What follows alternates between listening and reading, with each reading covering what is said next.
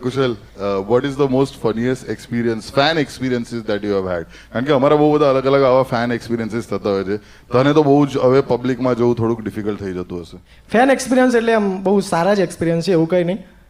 પણ મેં પણ સ્ટેન્ડઅપ કરવાનું ચાલુ કર્યું હતું. એટલે અમુક વાર કેવું કે તમે જેવું બનાવો એવા જ ફેન પણ તમારા એવા જ આવે. તો મેં સ્ટેન્ડઅપ કર્યું ને તો બધા સામે કુશલ્યા શું ભાઈબંધ ચાલુ સ્ટેન્ડઅપ, એટલે પછી મેં બંધ કરી દીધું. કીધું આ નહીં કરવા દે આ લોકો બોલવાના. અમારા બી ફેન્સ એવા જ હોય. અમે જ્યાં કશે બી જતા હોય ને તો દૂરથી મનન દેસાઈ કે એવું કંઈ ના બોલાય. મનન દેસાઈ મારું નામ છે, પણ અમારા કામના નામથી અમને ઓળખે. તો આમ 4 રસ્તે બી ઊભો ને. હવે શું મારું રોડ રેજ થઈ ગયેલું એક વખત. એટલે હું એક વ્યક્તિ સાથે એક્ટિવાવાળો 2 વ્હીલર છે. જેટલી મોટી તમારી ગાડી એટલો મોટો તમારો વાંક. બેઝિકલી આ દેશમાં એ છે રોડ રેજનો નિયમ, બરાબર છે. તો હું આર્ગ્યુમેન્ટ કરી રહ્યો હતો એના સાથે અને પાછળથી કોઈ ગયો કટકો વિન્સિલ પર ધૂળ છે. એ મારો ડાયલોગ છે, મને હું કરા ચોંટાડે. તો એ વસ્તુ છોડો, મને ઘણી વખત બોલે છે જતી રહેજે.